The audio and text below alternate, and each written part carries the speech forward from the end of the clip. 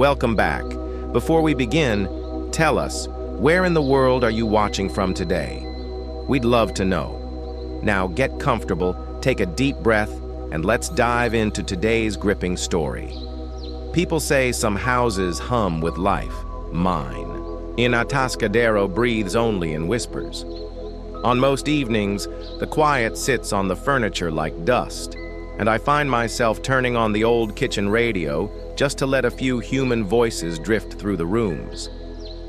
5 years have passed since Eleanor, my wife, slipped away, and since then the silence has been my closest neighbor. I am 68 now. You learn to live beside loneliness at this age, but you never really make friends with it. From the street, my place looks plain. A one-story home with 3 bedrooms, a wide living room that soaks up afternoon sun, and a small garden tucked behind the house. To anyone else, it is ordinary. To me, it is the country Eleanor and I built together. Brick by brick, habit by habit. Every corner carries a piece of us. There's the armchair by the window where she read on slow Sunday mornings with tea cooling on the end table. There's the spot in the hallway where we dragged the box of ornaments out each winter and laughed when the lights tangled again. And the kitchen, her little laboratory, still keeps the scent of the clippings she saved from magazines, the recipes she scribbled on the backs of envelopes when she felt brave enough to try something new. When I retired from the school after 43 years of teaching math, I promised myself I wouldn't go soft in the head or lazy in the body, so I kept working in a smaller way. I started tutoring kids around town. The money helps, yes, but that isn't why I do it. Helping them clears the fog for me. It reminds me that my mind still has sharp edges. I see 5 students regularly, ages 12 through 17. Some arrive with bright eyes and notebooks ready. Others come pushed by worried parents who believe a good grade can be bought like new shoes. Either way, I try to give them more than formulas. I want them to feel the steadiness that numbers can give, that click of logic that settles your thoughts when everything else feels messy. Mr. Royce, I still don't get why we need sins and cosines in real life, says Marcus Tate, the one who tests my patience most, shading cartoon rockets in the margins of his notebook instead of finishing. Problem 7. Do you know why you need to read? I ask, watching his pencil skid over the paper. He frowns like he thinks I'm joking. Of course, to get information. Good, I say. Math is also a language. It's the language the whole universe was written in. If you can't read it, you miss the best story ever told. I slide his notebook away from the drawings and tap the unfinished work. Come on, let's listen to the story together. Marcus rolls his eyes, but the pencil finds the numbers. I don't mind the eye rolling. I was a stubborn boy too, until a teacher showed me that numbers could shine like stars if you stood at the right angle. When the last student leaves and the door finally closes, the house folds back into its quiet again. I scramble a couple of eggs, drop toast in the old toaster, and pour myself a glass of milk. Bachelor habits, Eleanor used to tease, even when it was just the 2 of us. She believed meals were small ceremonies. Food isn't just fuel, Alistair, she would say. Eleanor always used my full name when she meant business. It's how we sit together and remember we belong. She was right, of course. Changing old habits is hard when the person who helped you change them is gone. Most evenings, I end up at the computer for a few rounds of online chess. People are surprised that old man Royce keeps a tidy profile on chess.com with a rating of 1840. Out there, no one cares how many lines are on your face or how your hair has thinned. You are only your ideas and your patience. Tonight, my opponent's flag says Japan. From the first 10 moves, I can feel he knows his stuff. He favors the cone defense and keeps his pieces coiled, waiting. The game stretches to 40 moves. I manage to squeeze his king toward the corner and weave a neat little mating net. Good game, he types before he disappears. Likewise, I answer, and I sit back with the small, clean satisfaction that comes when a plan works. For a few minutes, the loneliness steps into the next room. Eleanor used to call it pretend company, but I'll take it. Before bed, I walk the same loop I've walked for decades. Check the front lock, touch the back slider, make sure the windows are nudged down. Our part of Atascadero is quiet enough that trouble forgets to visit, but habits built over years don't retire. I pause by the photo on my bedside table. Eleanor is smiling in a wide-brimmed hat, sunlight on her cheek. "Good night," I whisper, as I always do, and I click off the lamp. Sleep skirts the edges but won't come in. In the dark, my mind drifts to my son, Brock. 39 now, working for the city in the planning office. We still speak, but our words have grown thin. There are holiday calls, a birthday visit when the calendar reminds him, maybe a lunch if a meeting cancels. Somewhere along the path, a gap opened between us and widened when neither of us watched our footing. Was it when he left college after his second year and I told him I wouldn't finance finding himself with no plan in sight? Or was it when he started bringing Tamsin by and I said, maybe too plainly, that she looked at our house the way some people look at a shiny car, admiring the paint more than the driver? Tamsin Price, always dressed sharp in the latest Atascadero fashion, always ready with a smile that floats past me like a winter breeze. She works at the local bank branch, on customer service, which means she knows how to appear warm while being ice under the surface. My last birthday was the last time they came by. They brought a sweater I could never wear, too bright, too young. Over dinner, the talk, as it often does lately, circled around the house. "Have you thought about moving, Dad?" Brock asked, casually, like asking if I'd tried a new coffee place. "This place is too big for one person," Tamsin added, her voice dipped in kindness. "And there's always maintenance." She leaned forward. "We saw a few lovely senior apartments close to downtown. They have 24-hour medical support." "I'm not so feeble I need a nurse to watch me sleep," I said, sharper than I meant to.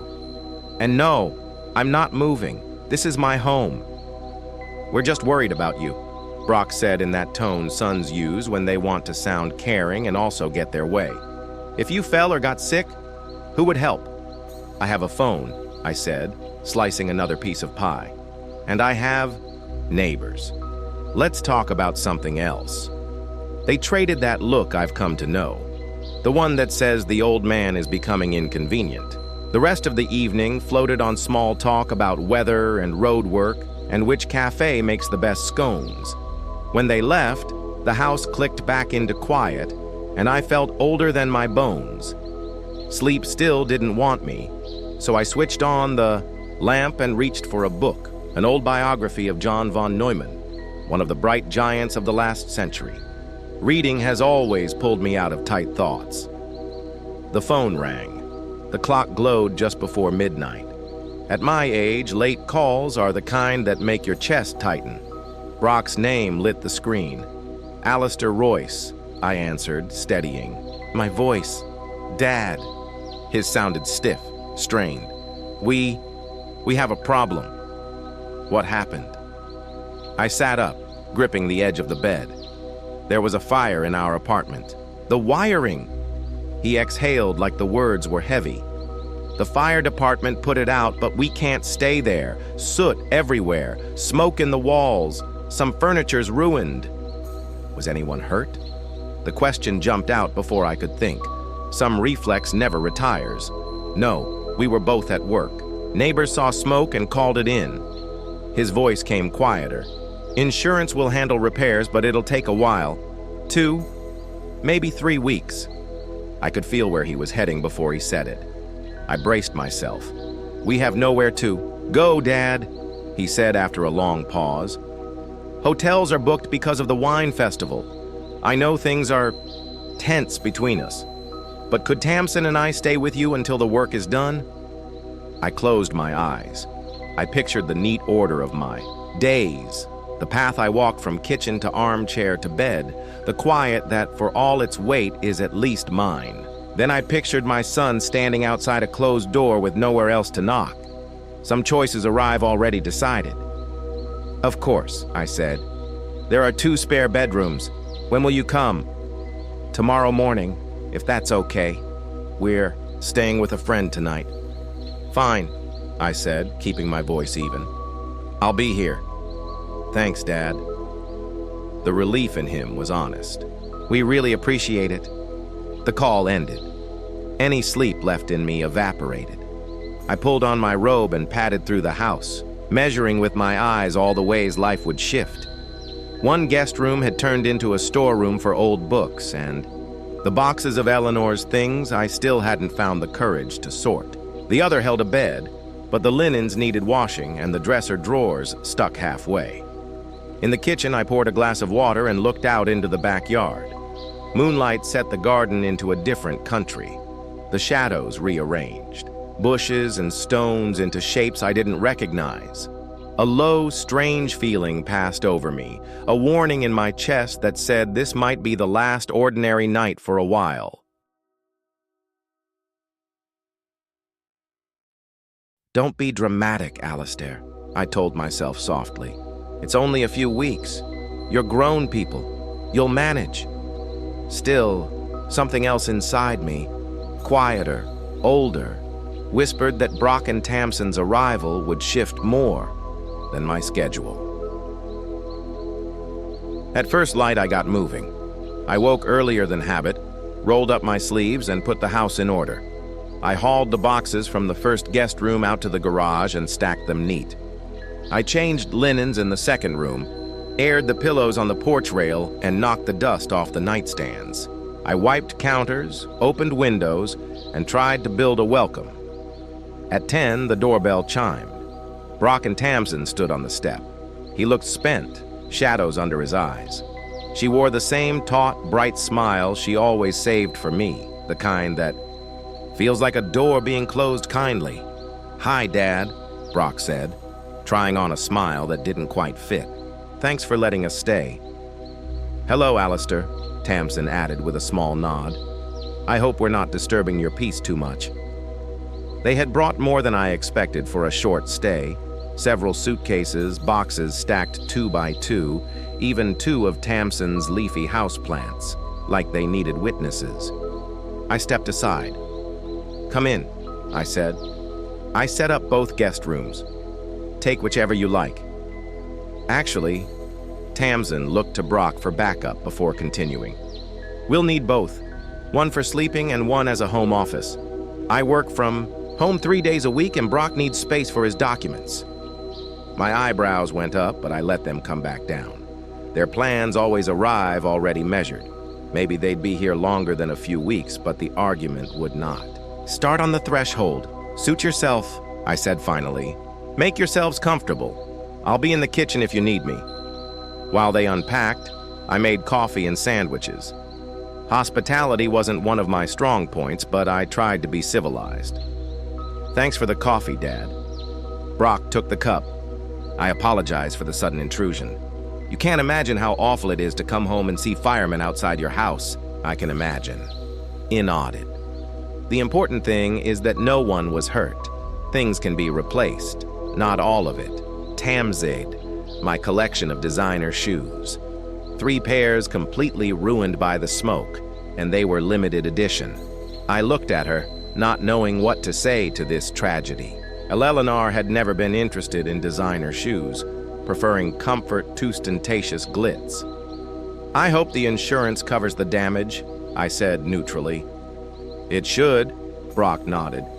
"I've already contacted the company and they're sending an appraiser this week. But the repairs will take time anyway."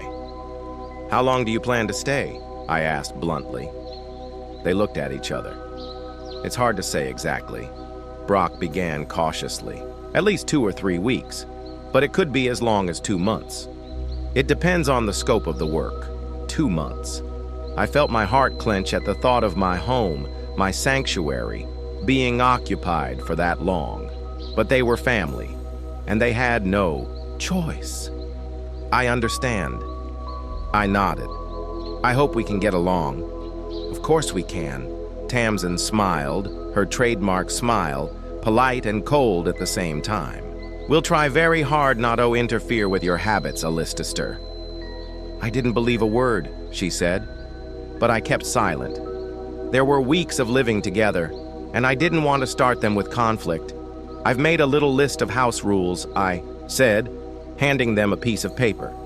Nothing too complicated, quiet time, use of common spaces, my class schedule. Brock took the list with obvious distaste. Dad, we're not children to follow a schedule. He tried to smile, but it was strained. We're adults. We can regulate our own behavior. Of course, I nodded.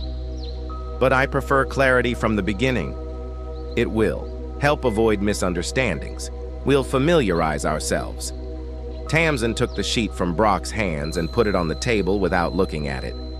Now, if you don't mind, I need a shower. It had been a very busy day. She retreated to the bathroom, and Brock stayed with me in the kitchen. There was an awkward pause. How are you, Dad? He finally asked. How's your health? Normal for my age, I answered. My blood pressure is a little high sometimes, but nothing serious. Do you see a doctor regularly? Every 6 months. The last one was in May. Good. He nodded. Tamsin and I are worried. About you. You know, living alone, no one to look after you. I'm doing fine on my own. I interrupted him. I have 5 students. I run online chess tournaments. I read books. I don't need supervision. Online chess tournaments? He looked surprised. You play chess online? Why are you surprised? I couldn't hide my annoyance. That someone my age can still use a computer? No, it's just... He hesitated. I didn't know you were into chess. There's a lot you don't know about me, I said quietly. Like I don't know about you, I suppose. He looked at me for a long moment as if he wanted to say something but didn't. I'm going to go unpack, he said finally. Thanks for the coffee. Alone, I looked out the window at my half-abandoned garden. The rose bushes that Eleanor had once grown so lovingly were in need of pruning. The old apple tree was still bearing fruit. Against all expectations, this garden, like the house, was part of my life, my history. It's only for a few weeks, I reminded myself. Be patient, Alistair. They're your family after all. But somewhere in the back of my mind, I felt anxious, like a storm was coming, and I'd forgotten to close the windows. I woke up to the sound of furniture being moved. The clock read 700 a.m.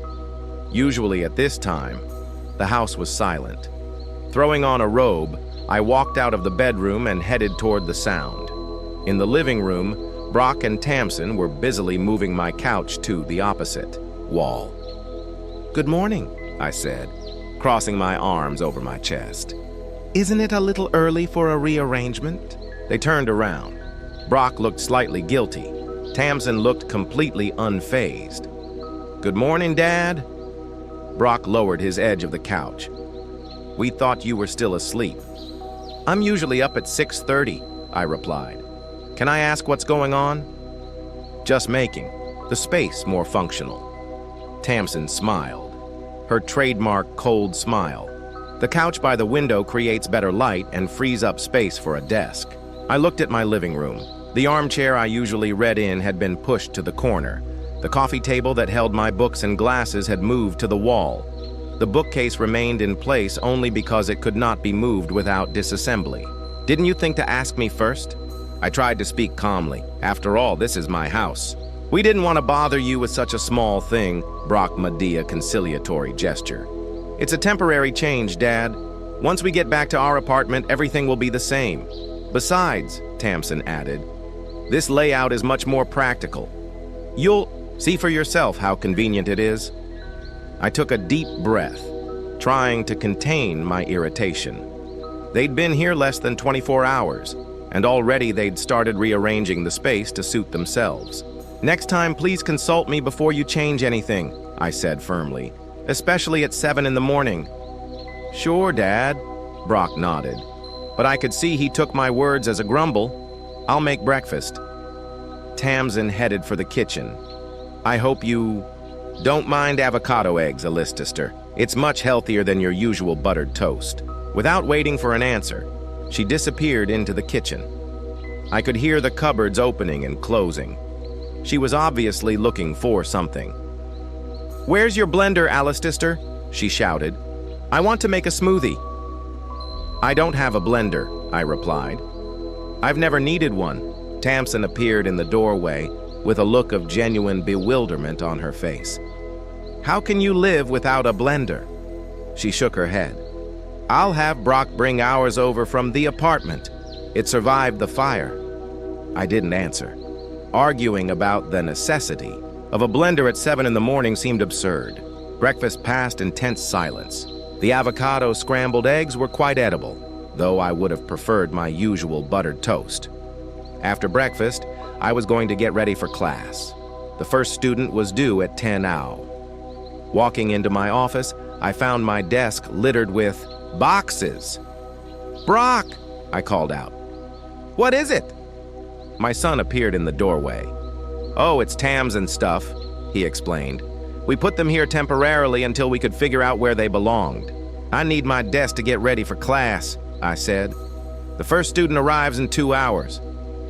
"Maybe you could study on the kitchen table," Brock suggested. "Tamsin needs space to work. She's working remotely today." I felt a wave of resentment rising inside, but I held it back.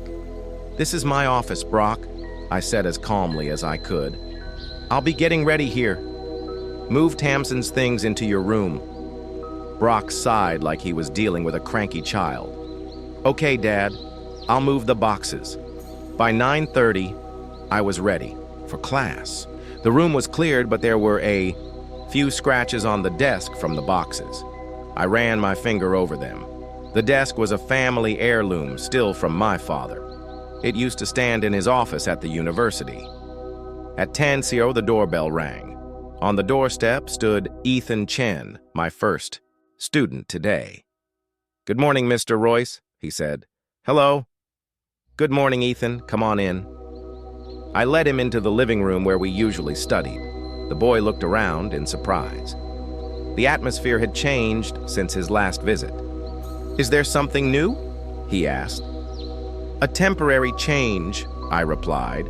"My son and his wife will be staying with me for a while." We sat down at the table and I began to explain the new topic. 15 minutes later, Tamsin entered the living room with a cup of coffee. She took one look at us and smiled. "Don't mind me," she said. "I just need to grab a few things." She walked over to the closet and started looking for something, moving the items around loudly. Ethan got distracted, losing the thread of the explanation. "Tams," I said. "We're studying. I'm just leaving now." She picked up a folder and headed for the exit. "Just don't make too much noise, please. I have an important call in an hour." I gritted my teeth but didn't say anything. Ethan and I continued with class, but my concentration was broken. After Ethan left, I had an hour break until the next student. I decided to go through my mail and check my schedule for the next week. Opening the agenda, I was surprised to find that some of the entries had been changed.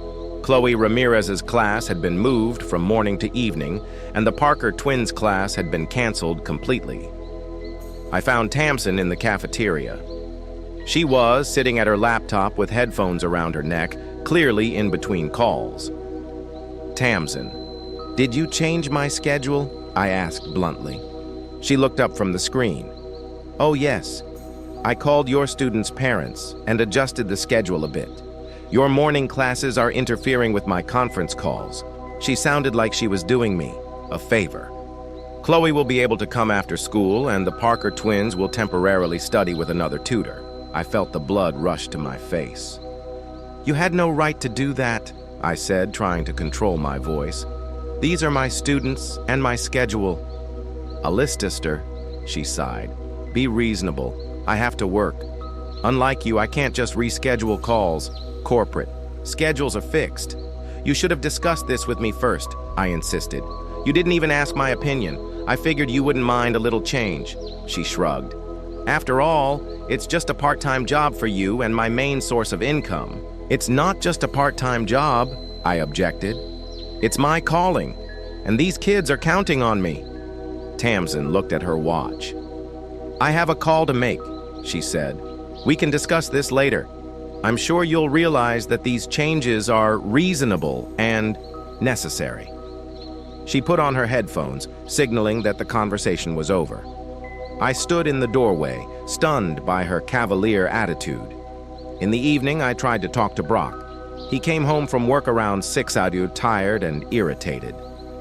Brock, we need to talk about Tamsin, he began. She changed my schedule without authorization. Dad, this isn't a good time. He took off his tie and threw it on the back of his chair. I've had a terrible day. The head of the department killed. My project again. I understand, but it's important, I insisted. She'd called my students' parents and she was trying to help. He interrupted me. Tamsin needs quiet to work. She's trying to adapt to a new situation like the rest of us, but she should have talked to me first. I wasn't going to back down. This is my home and my students. Brock rubbed his face tiredly. Look, Dad, we're grateful for the roof over your head. We really are. But we have work to do too. Tamsin can't hold conferences over the noise of math explanations. I've been explaining math for 40 years, and no one's ever complained about the noise. I pointed out times have changed. Brock shook his head. Everyone works remotely now. Video conferencing. You have to adapt. Adapting doesn't mean ignoring the landlord's opinion. I argued the landlords. Brock snorted. You always boil everything down to power and control. Just like when I was a kid, my house, my rules, nothing had changed. I felt old resentments resurfacing. I've tried to teach you respect for other people's boundaries, I said. Not very successfully, it seems. Oh, don't start with the lectures. Brock waved his hand irritably. I'm 39 years old. I'm not a kid anymore. Then don't act like one, I retorted. Grown-ups discuss change, not put others on the spot. Brock opened his mouth to reply, but that's when Tamsin walked in. What are you two arguing about? She asked. I can hear you all the way down the street. Nothing important. Brock gave me a warning look. Dad's unhappy about some schedule changes. I've already explained to Al Lister that these changes are necessary. Tamsin put her hand on Brock's shoulder. I'm sure he'll understand when he cools down. They looked at me as if I were a gnarly old man who didn't understand modern realities. I felt that further argument was futile. All right, I said at last, but in the future, I ask you to consult me before you change anything. Sure, Dad. Brock nodded, with obvious relief that the conflict was over. We're all learning to live together. The following days brought more changes. One morning, I discovered that most of the family photos were gone from the mantelpiece. In their place were decorative, candles and vases I had never seen before. Where are my pictures? I asked Tamsin, who was just having breakfast in the kitchen. In a box in the pantry, she replied, not taking her eyes off her smoothie. I made room for more modern decor items. Those old frames were collecting so much dust. These are family heirlooms, I said, feeling anger rising inside. Pictures of my parents, of Eleanor and me, of Brock as a child. They'll keep just fine in the box, Tamsin shrugged. And the space looks much fresher, don't you think? I didn't answer and went into the closet. The photographs were carelessly stacked. In a cardboard box, some of the frames damaged. I was particularly hurt by the fate of the photo from my wedding to Eleanor. The glass was cracked diagonally. Back in the living room, I silently began to put the photos back in place. What are you doing? Tamsin appeared in the doorway with a displeased look on her face. Putting my things back where they belong, I answered, without looking at her. But I just decorated, she said indignantly. You're ruining the design. I'm not interested in design. I continued to arrange the photos. These are my memories and they'll stay here. Tamsin sighed with a look of martyrdom. You're so stubborn, Lister. No wonder Brock is always complaining about your temper. Those words hurt me more than I'd expected. So Brock complained about Matto, his wife. I wonder what else he told her. My character was formed long before you came into the family, Tamsin, I said calmly. And I'm not going to change at 68 for the sake of a questionable design decision. She gave me a cold look. You know, Alistair, sometimes change is good, especially when a person is stuck in the past. And sometimes people confuse change with unceremonious intrusion into someone else's life, I countered. We stared at each other for a few seconds. Then Tamsin turned and left the room. I heard her on the phone, probably to Brock, complaining about me. By the end of the week, my house was almost unrecognizable. Dozens of Tams and jars and tubes appeared in the bathroom. In the kitchen, new gadgets I didn't know how to use. In the living room, decorative pillows and plaids turned my old couch into something uncomfortable but stylish. My belongings were gradually pushed to far corners or disappeared altogether. One day, I couldn't find my favorite mug. It was old and cracked, Tamsin explained when I asked. I threw it away and bought a new set. Look how pretty they are.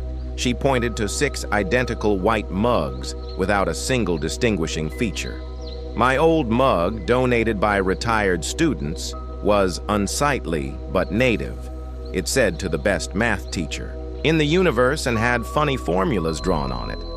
You had no right to throw it away, I said, feeling my voice shake. It was a gift. Don't be dramatic, Alistair, Cher rolled her eyes. It's just a mug, and an ugly one at that. I wanted to object, but I realized she wouldn't understand. To her, it was just an old dish. For me, it was a part of my life, a memory now irretrievably lost. That evening, I discovered that my chessboard, usually on the table by the window, was gone. Brock, I called out to my son, who was watching television in the living room. Where is my chessboard? Oh. He looked away from the screen. Tamsin put it in the closet, said it was taking up space and collecting dust. And you leather. Do that? I didn't hide my disappointment. You know that board belonged to your grandfather. He taught you how to play on it. Brock looked a little guilty. Dad, it's just in the closet. You play online anyway, right? When was the last time you used this board? It's not about how often I use it, I countered. It's about you two acting like this is your house and I'm an extra guest. Brock sighed.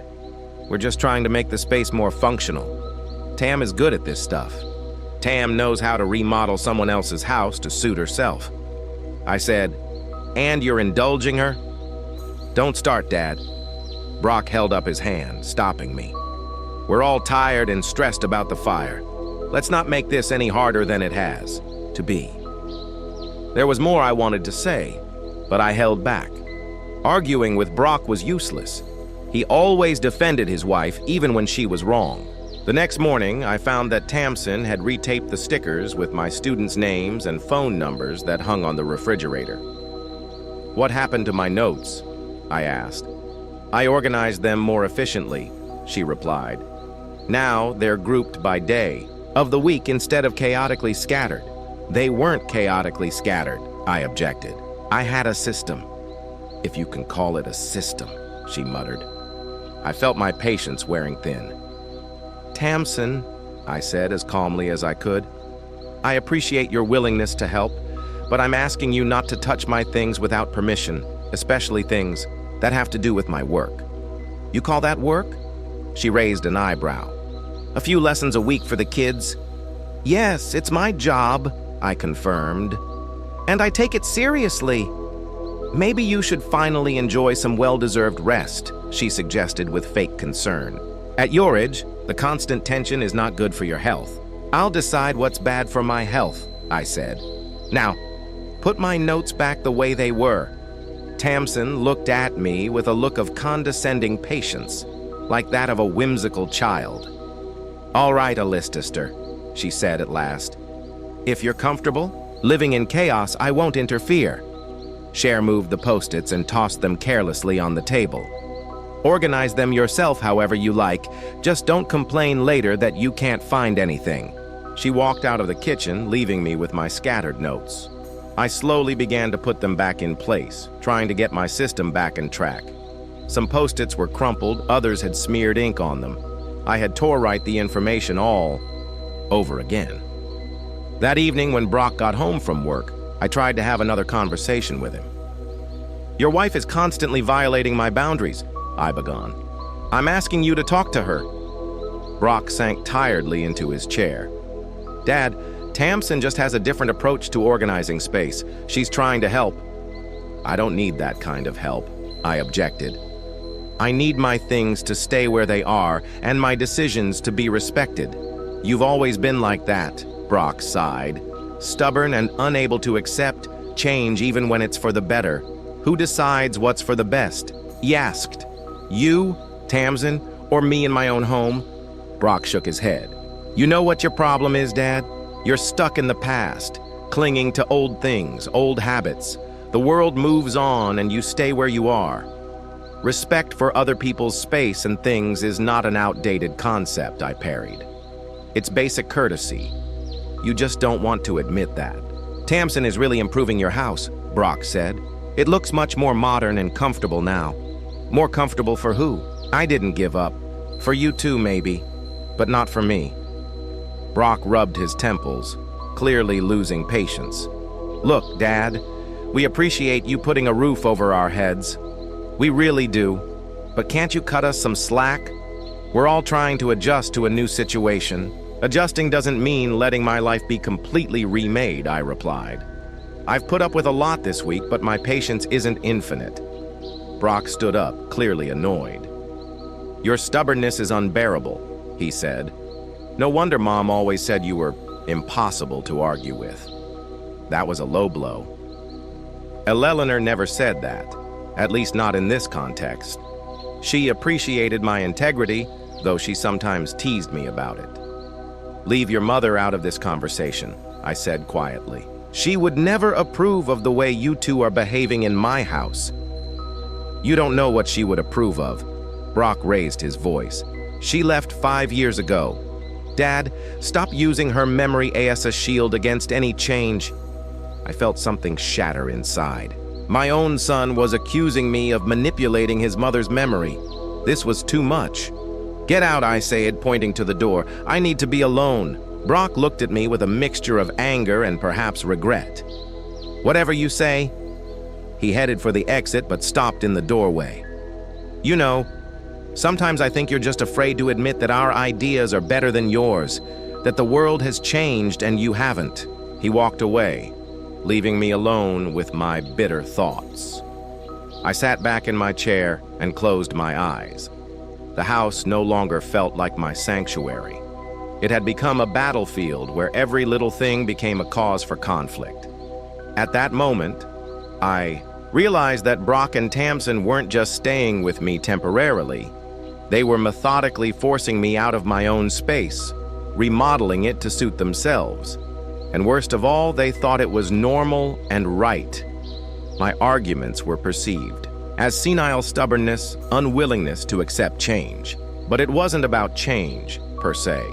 It was about respect and boundaries, which they constantly violated.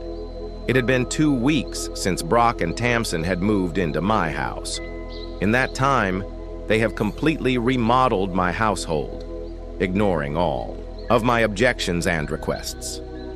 It's Friday night, and I've decided to make a special dinner. Beef burgundy, Eleanor's specialty. Sort of like an olive branch.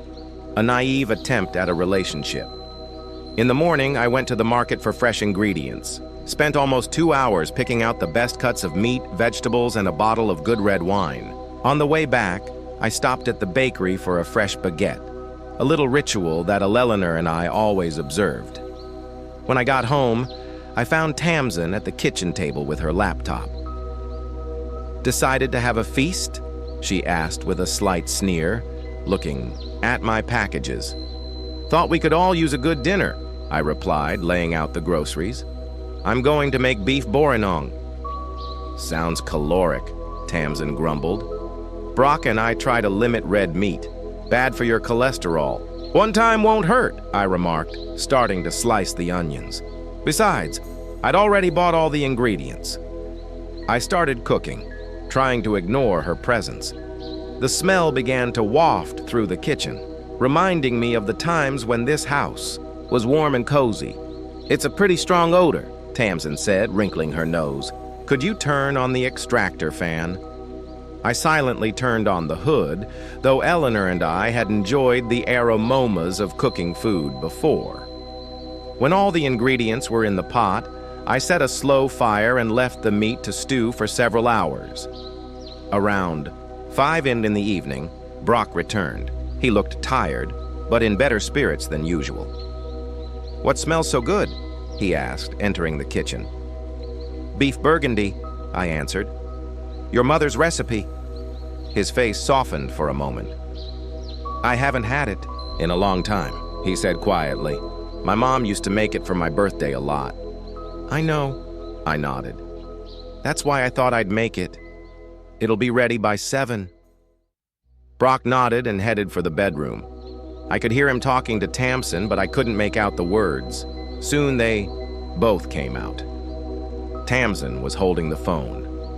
"Alistair," she began. "That's very nice of you, but Brock and I have decided to order a delivery." "Delivery?" I looked at them in surprise, but I'm almost done with the arrangements. "You see," she smiled, her trademark cold smile. "We're on a special diet right now, a low-carbohydrate diet with limited animal fats. Your dish, with all due respect, does not fit our dietary regimen." I looked at Brock, expecting him to intervene, but he avoided my gaze. "You just said you wanted to try it," I reminded him. He hesitated. "Tamsin's right. We need to watch our diet. The doctor recommended it. It's a preventative measure." Tamsin intervened. "We're taking care of our future. Unlike some people," she glanced pointedly at the pot of beef. "All right," I said finally. "Order whatever you want. I'll eat my dinner myself." By 7, we were all at the table. I made myself a side of beef and mashed potatoes. Brock and Tamsin set out their containers of food from the delivery, some colorful mix of quinoa, avocado, and other fancy ingredients. "Would you like a taste, Alistair?" Tamsin held out her container to me. "It's turmeric quinoa bowls with tofu and microgreens. Cleanses the body of toxins. No thanks." I cut off a piece of meat. I prefer food, not bowls. We ate in awkward silence. I noticed Brock glancing at my plate a few times, clearly struggling with temptation. Deciding to change the subject, I pulled envelopes from my pocket. "The utility bills are here," I said. "They've gone up considerably since you arrived." "It's only natural," Brock shrugged. "There's 3 of us instead of 1. "It's not just the number of people," I countered. "The electric bill has almost tripled. All those gadgets you're constantly charging, the computers that run 24 hours a day. It's necessary for our work," Tamsin cut in. "We can't shut down equipment just because you want a few extra dollars." "It's not about dollars," he tried to say calmly. "It's about respect. You live in my house. You use my resources, but you don't think you should even discuss it." "We can make up the difference in bills," Brock suggested. "It's not a problem." "Again, it's not about money," I repeated. "It's about attitude. You act like this is your home." "What's wrong with that?" Tamsin asked. "We're trying to make it more comfortable for everyone." "Everyone?" I raised an eyebrow. "Or just the 2 of you? You're obviously not interested in my opinion." "Because your opinion is outdated," Tamsin said, not hiding her irritation. "You cling to the past, to old things and habits." "The world has moved on, Alistair. This house is my world," I said firmly. "And here I decide what's out of D and what isn't." "That's the problem," Brock sighed. "You can't accept that sometimes other people know better, that their ideas can be better than yours. In my own house, I was starting to lose my patience. The house I bought for $970,000, the house I'd lived in most of my life. It's time to face it, Dad." Brock looked me straight in the eye, his voice cold. "That you're no longer the boss of this house.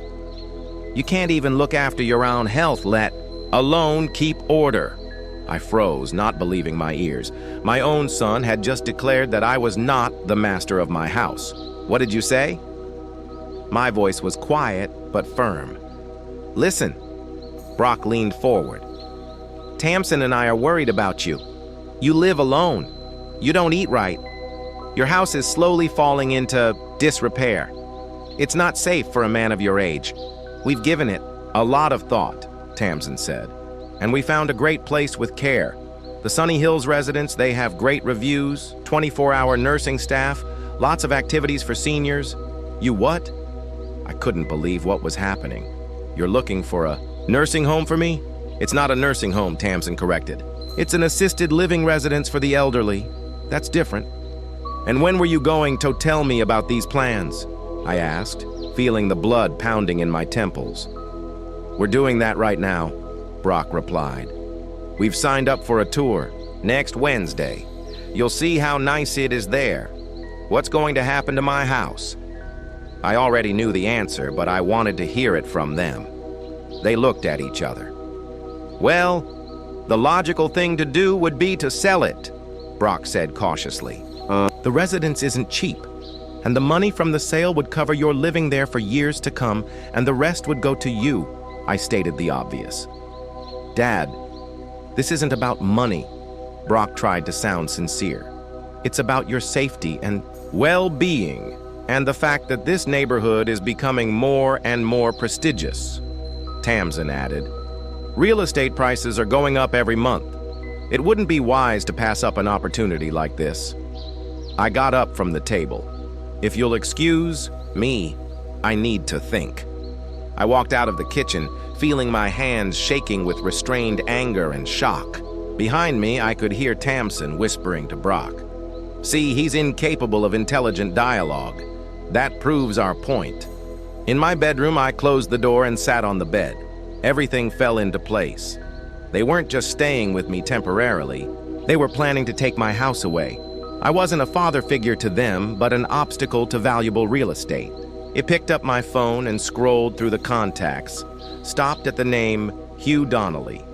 We'd met years ago when I'd given private lessons to his son. Hugh was a policeman, now retired.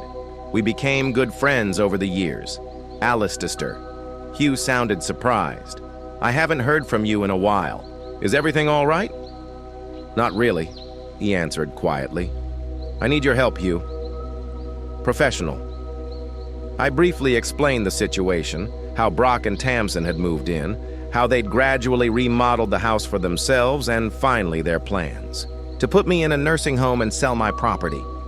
They said I'm no longer the owner in this house, I finished, and they threatened to declare me incompetent if I didn't agree. That's a twist, Hugh whistled. Look, I have a friend in the sheriff's department. Technically, your son and his wife are intruders who refuse to leave. That's grounds for eviction. Are you sure about that? I hesitated. It's my son, after all. What plans to put you in a nursing home against your will and take your house? Hugh reminded me. Sometimes you have to protect yourself, even from family. Okay. What do you want me to do? Get the deed to the house ready. I'll be there in an hour with a friend of mine. He'll explain the procedure and help with the official eviction notice. After the conversation, I took all the house documents out of the safe, the property certificate, insurance, tax receipts. Then I organized the utility bills into a folder, proof of the spike in expenses after their arrival. Exactly an hour later, the doorbell rang. Brock opened it and saw Hugh in the company of a man in a sheriff's uniform. Good evening, said Hugh. We're here to see Alistair Royce. This is my father. Brock looked puzzled. And who are you? Hugh Donnelly, my friend introduced himself. And this is Officer Michael Peterson. We're here on official business. I went to the door and invited them in. Tamsin came out of the kitchen when she heard unfamiliar voices. What's wrong? She asked, looking around at the guests. Sit down, please, Officer Peterson suggested. I have an official notice for both of you. Brock and Tamsin exchanged concerned glances but sat down on the couch. Mr. Brock Royce and Mrs. Tamsin Royce, the officer began, pulling out a document. I hereby give you notice that you must leave this residence within 24 hours. This demand comes from the rightful owner of this property, Mr. Alistair Royce. What? Brock jumped up from the couch. Dad, what are you doing? What I should have done. All along, I answered calmly. Protecting my home and my independence. You're kicking us out? Tamsin looked shocked. Your son and daughter-in-law. You said yourself that I am no longer the master of this house, I reminded her. Well, I still am, and I decide whole lives here. That's illegal, Brock exclaimed. We had a fire. We have nowhere to go. According to state law, continued Officer Peterson, you are guests, not tenants, because you have not signed a lease or paid rent. The owner has the right to ask you to leave the premises at any time. This is crazy. Tamsin turned to me. You can't do this to us. I can, I replied firmly. Just like you could plan to send me to a nursing home against my will. We were taking care of you. Brock looked both furious and confused at the same time. That was care. No. I shook my head. It was an attempt to take over my house, but it failed. You have 24 hours to pack up and leave, Officer Peterson repeated. If you do not leave the premises voluntarily, further action will be taken. We'll sue you, Brock threatened, for emotional trauma. Go ahead. I was calm. I have all the documents proving my ownership and witnesses to how you plan to declare me incapacitated. Brock and Tamsin looked shocked. They clearly hadn't expected this turn of events. Dane, you have 24 hours, Officer Peterson repeated, handing them a copy of the notice. I recommend you start packing. Come on, Brock. Tamsin pulled her husband by the arm. We need to call our lawyer. They retreated to the bedroom, slamming the door behind them. I could hear them talking loudly, but I couldn't make out the words. Thank you both, I said to Hugh and Officer Peterson. I don't know what I would have done without your help. You're welcome, Mr. Royce, the officer nodded. If there's any problem with their eviction, call right away. Be careful, Alistair, Hugh warned. They might try something. Are you sure you want to be alone with them? I'll manage, I assured him. It wouldn't be any worse than it had been these last 2 weeks. After Hugh and the officer left, I went back into the kitchen and sat down at the table. My untouched dinner had gotten cold, but I ate a few bites anyway. After a while, Brock and Tamsin came out of the bedroom. They looked furious, but composed. Our lawyer said you do have the legal right to evict us, Brock said coldly. But that's not the end of it, Dad.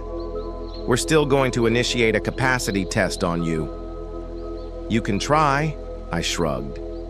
But I have friends, students, neighbors who will confirm that I'm sane. We'll leave in the morning, Tamsin said. But mark my words. Alistair, you will regret this decision when you fall and there is no one to call an ambulance. I'd rather take my chances, I said. And by the way, about your fire, was there really one, or was it just a ploy to settle here? They exchanged quick glances, and I realized I'd hit the mark. Their innovations to our apartment are finished, Brock said after a pause. We can go back there. How convenient, I sighed. You'll regret it, Tamsin repeated. Growing old alone is a terrible thing. I didn't answer. They retreated to the bedroom again, and I heard them start to pack. Sitting at the table with my dinner cooling, I felt a strange mixture of relief and bitterness. I had just kicked my own son out of the house, but there was no choice. They had clearly shown their true intentions. It was starting to rain outside, the window. The drops pounded on the roof, creating a soothing rhythm. Tomorrow, my house would belong to me alone again. It was both a victory and a defeat. But I knew I had done the right thing. The morning after Brock and Tamsin were evicted was strangely quiet. I woke up feeling like the house belonged to just me again. No one rearranged my things, no one commented on my breakfast, no one criticized my habits. But along with the calm came a feeling of emptiness, as if the house had become more than it needed to be for one person. They left early, while I was still asleep. There was a note on the kitchen table. The keys were left in the mailbox. Our lawyer will contact you, Brock and Tamsin. No apology, no attempt at reconciliation. Just a cold notice and a veiled threat. I walked around, the house assessing the extent of the changes they'd managed to make in 2 weeks. Some things had been irretrievably lost. My favorite mug, a few family photos, some little things they deemed unimportant and thrown away. Others were simply moved or hidden. I spent the day restoring my usual order, returning the house to its former look and atmosphere. Towards evening, Hugh called. "How are you, Alistair?" He sounded genuinely worried. "I'm fine," I answered, though it wasn't quite true. They left early in the morning. All they left was a note. "I'm not surprised," Hugh chuckled. "Look, I found out something about their fire, or rather the absence of a fire." "What do you mean?" I tensed up. I got in touch with a friend from the fire department. There was indeed a small fire in their apartment due to faulty wiring, but it was almost 2 months ago, and the damage was minimal, mostly soot on the kitchen walls. The insurance company fully covered the repairs, which had already been completed a month ago. I felt a wave of anger rising inside. "They lied to me," I said quietly. "They used this minor incident as an excuse to move in with me." "I guess so."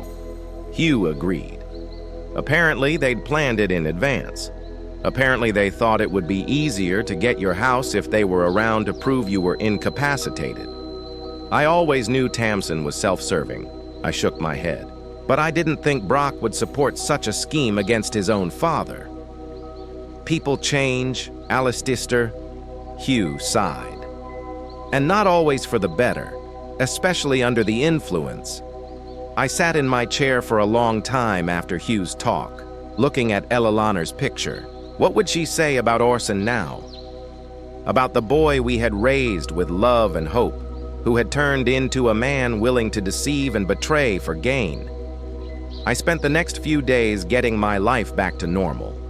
I resumed my schedule with my students, returned to my chess tournaments, and started cooking myself simple but nutritious meals again, just as I had done before Brock and Tamsin arrived. Soon, however, I noticed a strange change in the attitudes of those around me. Mrs. Patterson, the neighbor who always stopped to chat, now only nodded dryly when she met me. Mr. Chen, Ethan's father, began to bring his son to class and leave immediately, avoiding conversation. Even at the local supermarket, the cashier, who had known me for years, suddenly became taciturn and aloof. The first direct blow came a week after the eviction. The Parker twins' parents called to let me know they no longer needed my services. "We found another tutor," Mrs. Parker said, not looking me in the eye when I met her at the supermarket. "He's younger. He uses modern methods. Are you dissatisfied with my teaching?" I asked her bluntly. The boys were making good progress. It's not that she fidgeted with the strap of her bag, it's just, "We've heard that you're having some personal problems of a personal nature." "What kind of problems?" I was beginning to see where she was going with this. "Well, they say that she hesitated, that you have trouble remembering things and judgment. Your son mentioned that you don't always make good judgment calls. So that's it. Brock and Tamsin didn't just leave. They started spreading rumors about me. They were preparing the ground for my incapacitation by creating the image of a senile, old man out of his mind." "Mrs. Parker," I said, trying to speak calmly, "I've taught high school math for 43 years. I have an impeccable reputation. I'm of sound mind and good judgment. And my son and I do have a disagreement, but it has to do with him trying to take my house." She looked embarrassed, but unconvinced. "Of course, Mr. Royce, we thought we'd try something new for the boys. You understand?" I understood. I understood that now I had to contend not only with Brock and Tamsin, but with the reputation they were giving me. That evening, I got a call from Chloe Ramirez. She was crying. "Mr. Royce, my mom says I can't go to your classes anymore." She sobbed. She said, "You're a bad person because you kicked your son out of the house." But I don't believe it. You are the best teacher. I was touched by her loyalty, but realized I couldn't drag my child into this situation. Chloe, thank you for your trust, I said softly. But you need to listen to your mom. I'm sure she means well. Perhaps in teams she will change her mind. But that's not fair, objected the girl. I've learned so much from you. I want to go on. Sometimes life is unfair, I answered. But you are a smart girl, Chloe. You can learn without me. And if your mom ever changes her mind, my door is always open to you. After that conversation, I felt devastated. Kids were an important part of my life after retirement. They gave me purpose, kept my mind sharp, and now Brock and Tamsin are trying to take that away from me too. Fortunately, not everyone succumbed to their manipulations. Ethan Chen kept coming to class, though his father remained aloof. Marcus. Tate, my most difficult student, also stayed. His parents, it seemed, were too busy with their own affairs to delve into the local gossip. You know, Mr. Royce, Marcus said to me one day, my father says you've gone out of your mind and thrown your son out on the street. But he told him that a man who can explain integral calculus in a way that even I can understand is definitely not out of his mind. I smiled, touched by his awkward but sincere encouragement. Thank you, Marcus. I appreciate your opinion. Did you really throw your son out on the street? He asked with teenage directness.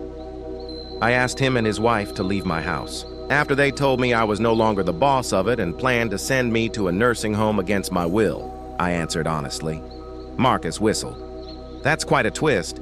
So you're not a crazy old man, but a tough old man. I laughed for the first time in a long time. I hope so, Marcus. Now, back to differential equations. Despite the support of a few students, I was feeling increasingly isolated. Neighbors with whom I had maintained good neighborly relations for years now shunned me. At the local cafe where I sometimes stopped for coffee, I was looked at with suspicion. I could hear whispers behind me. That's the old man who kicked his own son out of the house. They say he's not right in the head. Too bad for him all alone. No one to take care of him. Hugh offered me a public denial of the rumors, but I refused. I hated the idea of bringing family problems into the public eye, of justifying myself to people who so easily believe the worst about me without bothering to find out my side of the story. It will only add fuel to the fire, I said to Hugh. They'll see my attempts to defend myself as confirmation of their suspicions. The truth will eventually come out. Perhaps Hugh agreed, but I could see that he did not believe it. But in the meantime, you will suffer injustice.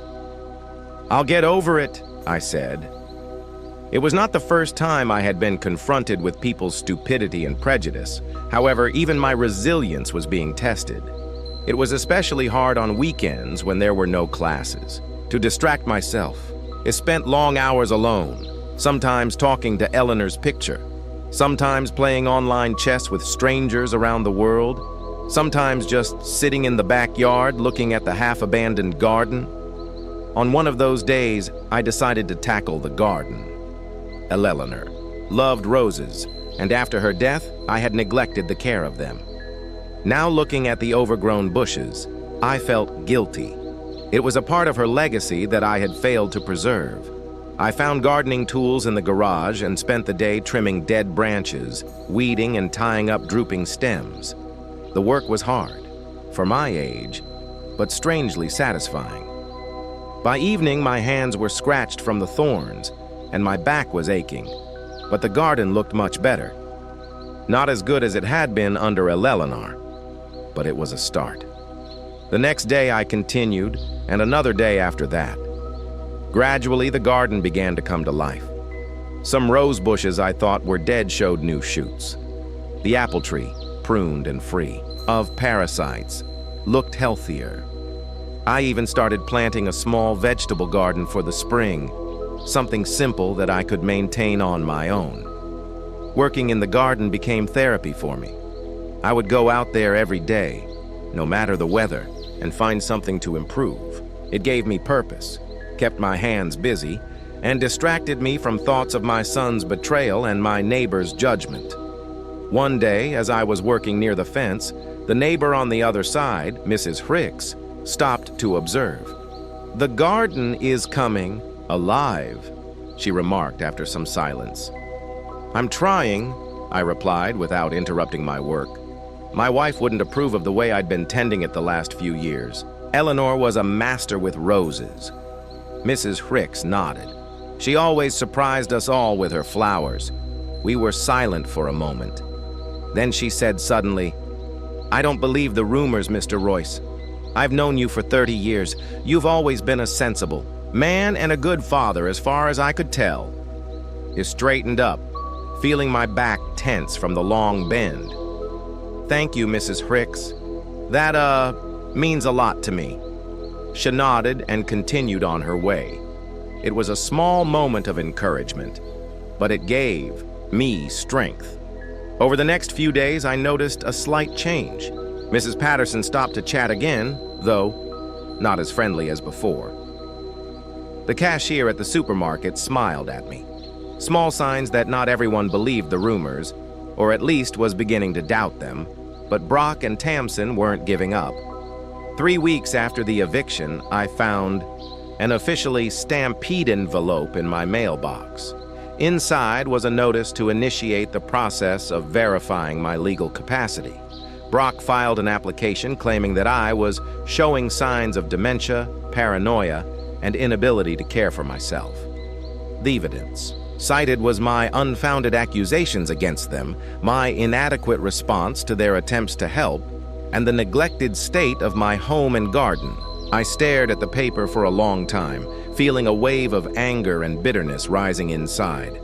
My own flesh and blood son was trying to legally declare me incapacitated in order to gain control of my property. How low could he have fallen? I immediately called Hugh. "I got the notice," I said as soon as he answered. Brock had applied after all. I thought he would. Hugh sighed. "You need a good lawyer, Alistair. This is a serious case. I don't have money for expensive lawyers," I admitted. "My pension is modest, and I've put my savings into a house." "I know a man," Hugh said after a pause. "My niece Diane, she specializes in incapacity cases. Used to work for a large firm, but left to help elderly people who are being tried by their relatives for disenfranchisement. She charges a reasonable fee and sometimes works pro bono if she finds a case particularly egregious." "You think she'll find my case egregious?" I asked with a bitter chuckle. "I'm sure she will," Hugh replied firmly. "I'll tell her the situation. If she agrees, I'll bring her to you tomorrow." The next day, Hugh arrived with Diana Donnelly, a young woman with a determined look and a straight posture. She listened carefully to my story, asked some precise questions, and went through the documents I had gathered, the house ownership certificate, my bank statements, my student records, even the medical certificates from my last checkup showing that I was in good physical and mental condition for my age. "Mr. Roy," she said as she finished reviewing the documents, "your case is a classic example of what we call predatory guardianship.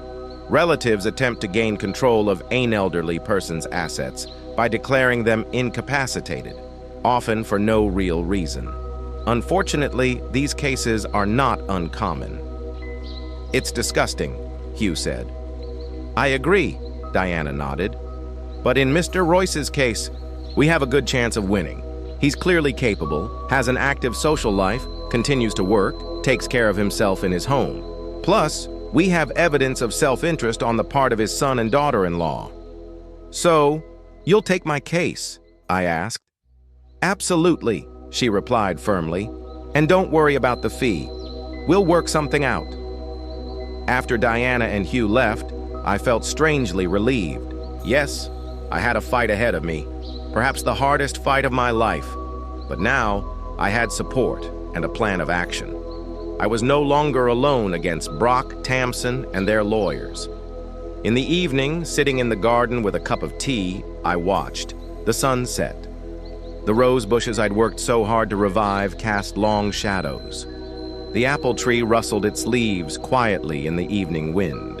The house behind me, my home, stood strong and secure as it had all the years before. "I won't give up, Eleanor," I whispered, looking up at the sunset. "I will fight for our home, for our memory, for my dignity. The next morning, checking the mail, I found another official envelope. It contained a notice setting a date for my competency hearing. In 3 weeks, I would have to prove in court that I didn't need guardianship and was capable of making my own decisions. The thought of it was humiliating, but I was willing to go through the ordeal to maintain my independence.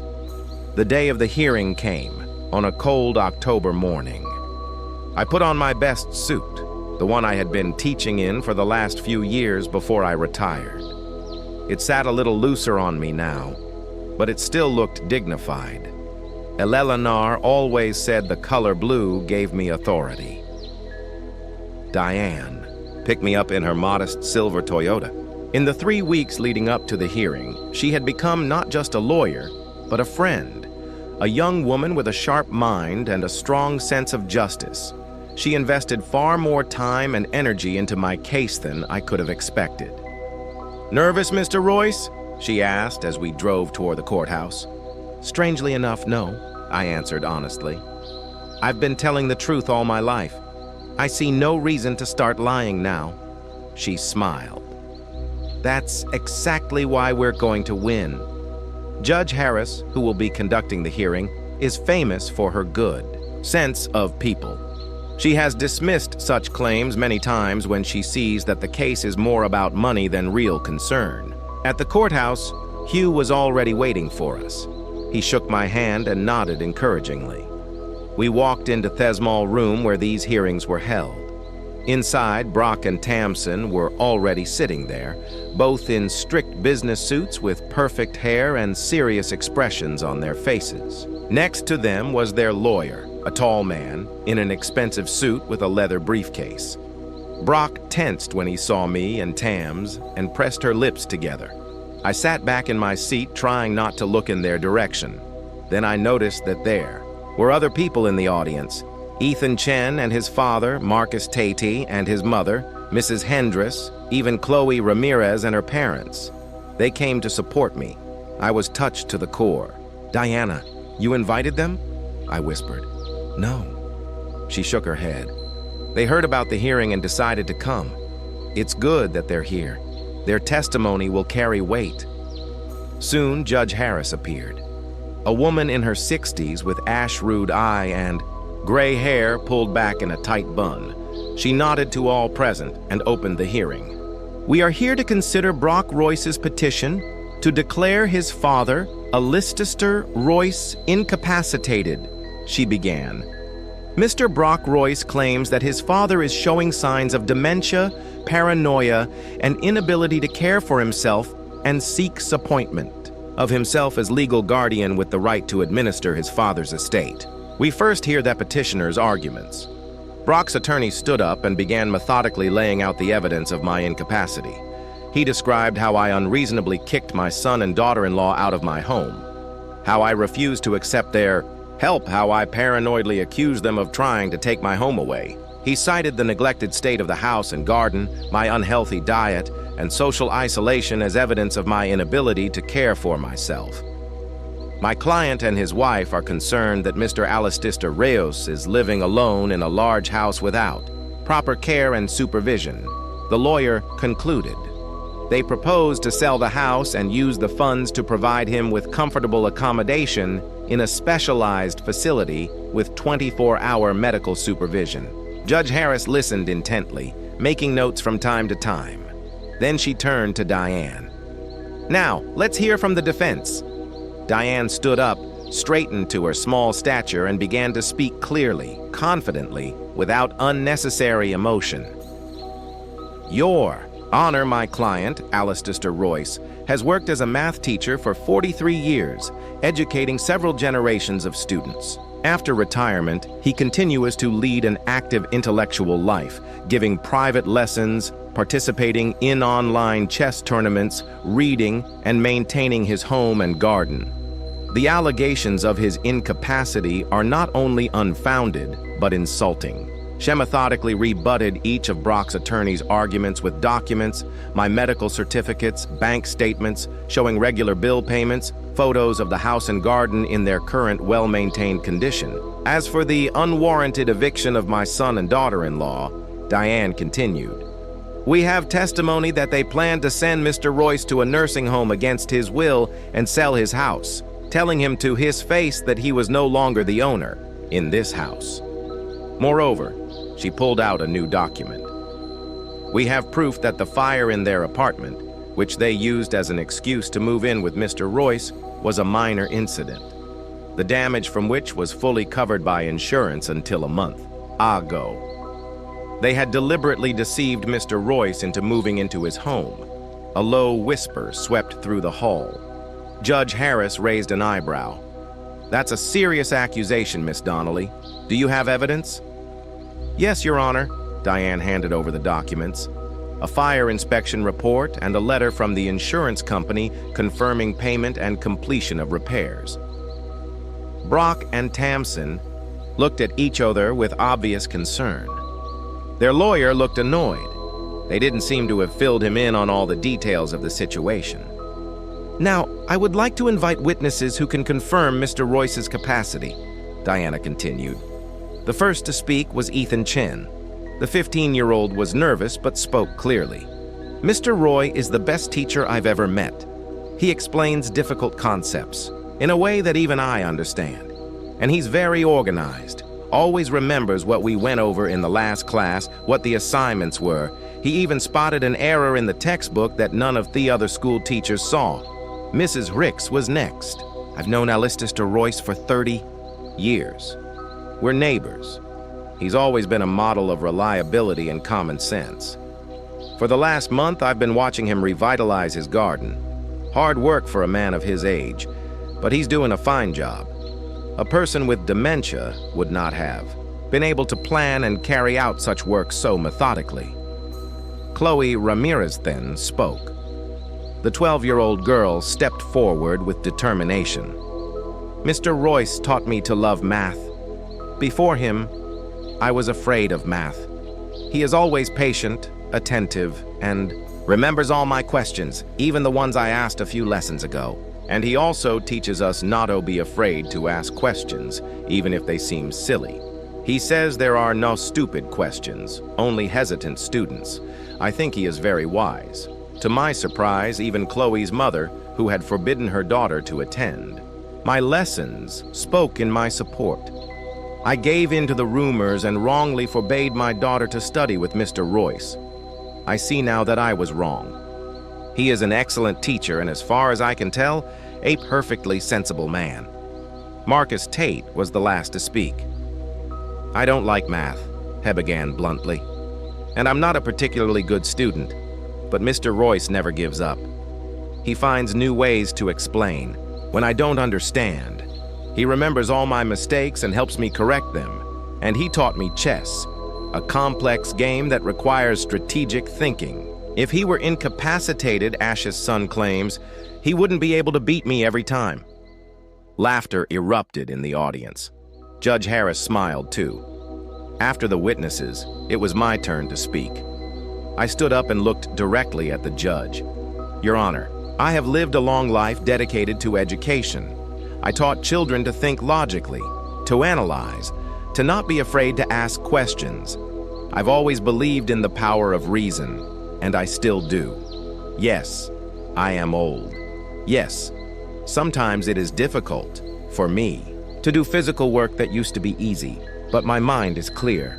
My memory works perfectly, and I'm able to make informed decisions about my life and possessions." I looked at Brock, who was avoiding my gaze. "My son and his wife did tell me that I am no longer the master of my house. They were actually planning to send me to a senior residence and sell my house, the house I bought with my life's savings, the house where I lived with my wife, where I raised my son.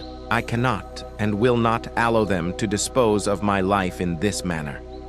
Judge Harris looked at me carefully, and I felt that she was evaluating not only my words, but my manner of speaking, my clarity of thought. "Thank you, Mr. Royce. she said at last. "I'd like to ask you a few questions if you don't mind." She asked me about everyday things, how I organize my day, how I budget, how I take care of the house. Then she moved on to more complex topics, how I make healthcare decisions, how I plan for the future. I answered clearly and thoroughly, demonstrating my competence on these issues. Finally, Judge Harris asked the last question. "Mr. Royce, if you really needed help with your daily life because of declining health, what would you do?" I thought for a moment. "I would seek help from professionals, doctors, social workers. I would consider various options from a visiting assistant to specialized institutions if the situation became critical. But I would make this decision myself, based on objective information and advice from specialists, not under pressure from relatives who have already demonstrated that they are more interested in my property than in my well-being." The judge nodded and turned to Brock. "Mr. Brock Royce, do you have anything to add?" Brock looked uncertain. "I just want my father to be safe and receive proper care. He's getting older, and one day he's going to need help." "And how do you explain the fire and insurance information?" the judge asked bluntly. "Did you really lie to your father about the condition of your apartment?" Brock hesitated. We didn't lie. We just didn't tell the whole truth. We were really worried about him, and it seemed like a good way to check up on him." "Check," the judge interjected, "or create a situation that might confirm your theory about his incapacity." Brock didn't answer. Tamsin beside him tensed, her face pale. Judge Harris looked at the documents for a moment, then looked up. "Based on the evidence and testimony presented, I am denying Alistair Royce's application for a declaration of incompetency. Mr. Royce demonstrates clarity of mind, the ability to make informed decisions and take care of himself. Moreover, there is good reason to believe that this application was made with self-serving motives rather than out of genuine concern for Mr. Royce's welfare." She banged her gavel. Case closed. The room erupted in applause from my students and their parents. Diana shook my hand firmly, her eyes shining with genuine joy. Hugh clapped me on the shoulder. I didn't doubt it for a second. Alistair, Brock, and Tamsin quickly left the room without a glance in my direction. I followed them with a mixed feeling of relief and bitterness. I had won the case, but I had lost my son. After the hearing, Diane, Hugh, and I went to a small cafe to celebrate the victory. Ethan and his father, Chloe, and her parents, and Marcus joined us. To justice, Hugh raised a toast. "And Tomath," Chloe added with a smile. It was a good day. One of those rare days when truth and justice triumphed over lies and self-interest. A week after the hearing, Hugh stopped by with news. "Do you know what your Brock and Tamsin are doing? They bought a house in Templeton, a new one in that fancy neighborhood by the lake." "In Templeton?" I was surprised. "That's an expensive neighborhood. Where'd they get all that money? Remember the fire insurance?" Hugh raised an eyebrow. "Apparently they got a lot more than they needed for repairs. Plus, my sources says they took out a decent loan. Apparently they really wanted to move there." I shook my head. I always knew Tamsin was ambitious. She was always comparing herself to her more successful friends. "Anyway, they're far away now," Hugh remarked. "That's good for you?" I wasn't sure if it was good. Despite everything that had happened, Brock was still my son. But I realized that our relationship would never be the same.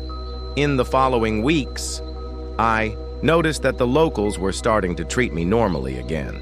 Rumors of a crazy old man subsided after the court ruling. Parents of students who had refused my services gradually returned. Mrs. Parker called and asked if I would take her twins. Again. "We're very sorry, Mr. Royce," she said sincerely. "We succumbed to the rumors and jumped to conclusions. I agreed to resume classes without holding a grudge. At my age, you realize that people often act out of fear and ignorance rather than malice." One day. As I walked past the window of a local college, I saw an ad for programming courses for beginners. "Age doesn't matter," the poster read, "to build your own websites and apps." I stopped, intrigued. All my life, I'd been teaching others, but it had been a long time since I'd learned anything new myself. Could this be a chance? The next day, I showed up at the college and signed up for the course. The administrator, a young woman with brightly colored hair, looked at me in surprise. "Are you sure you want to learn programming? It's quite difficult." "Young lady," I replied with a smile, "I spent 43 years explaining integral calculus to children. I think I can handle a few lines of code." She laughed and handed me the training materials. The courses turned out to be exactly what I needed. A new challenge, new people, new knowledge.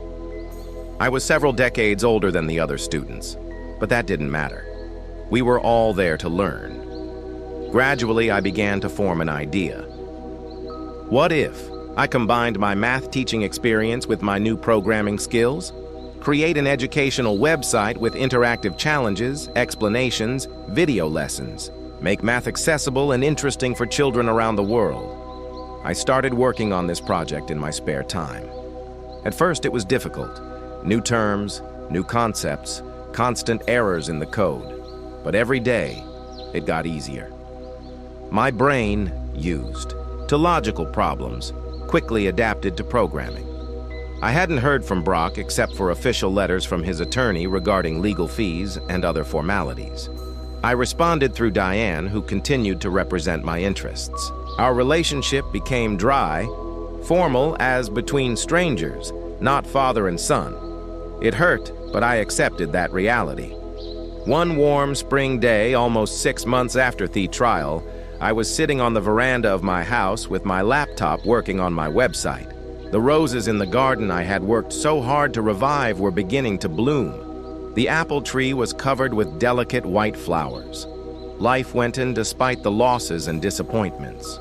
I was creating a section on geometry for middle schoolers, trying to explain the concept of the similarity of triangles in a way that would be understandable and interesting to 12-year-olds. An interactive model gradually appeared on the screen that students could modify as they watched the proportions change. I was so engrossed in my work that I didn't immediately notice the car pulling up in front of my house. It wasn't until the door slammed that I looked up and saw Brock standing at the gate.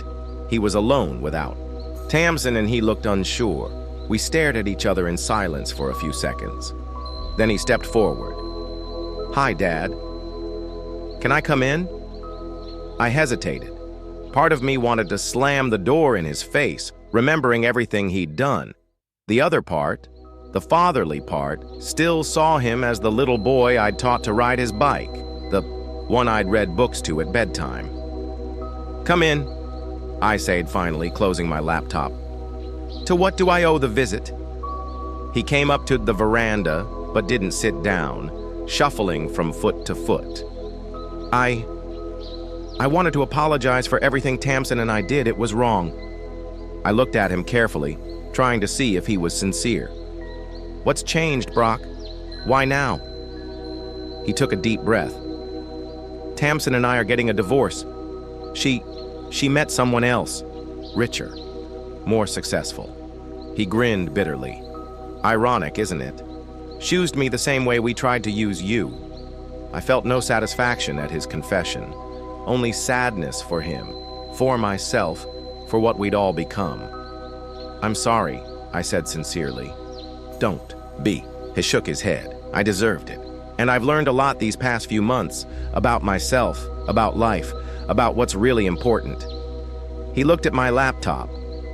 "What are you doing?" "I'm building a math education website," I replied. "I'm learning to program." "Programming?" He looked surprised. "At your age? What's the big deal?" I shrugged. "The brain needs exercise just like the body, and I've always loved learning new things." Brock nodded, and for a moment, I saw something like respect in his eyes. "Can I come over sometimes?" he asked uncertainly. "Just talk, maybe help with the garden."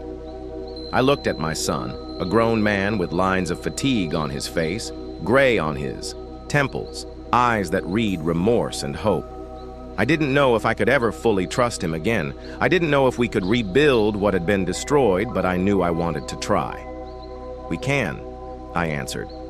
Just without Tamsin. Of course. He nodded. Thank you, Dad. After he left, I sat on the veranda for a long time, looking at my garden, loss and regeneration, the eternal cycle of life. The rose bushes that had seemed hopelessly dead were now full of buds. Perhaps our relationship with Brock would bloom again someday, too. Not the same as before, but maybe more sincere. I opened my laptop and went back to work on the website. The bitterness of losing my family ties was still palpable. But alongside it came another feeling. Pride that I had stood my ground, maintained control of my life and my dignity, and found the strength to move on, to learn new things, to create something useful. After all, that's what I've been teaching my students all these years, to never give up, to always look for a solution, to believe in the power of knowledge and one's own mind. Now, I was applying those lessons to my own life, and they were working. Atascadero was bathed in the evening sun. My house, my fortress, stood firm on its foundation, and I sat on the veranda with my laptop, creating something new that would outlive me and perhaps help new generations of children to love math as much as I did.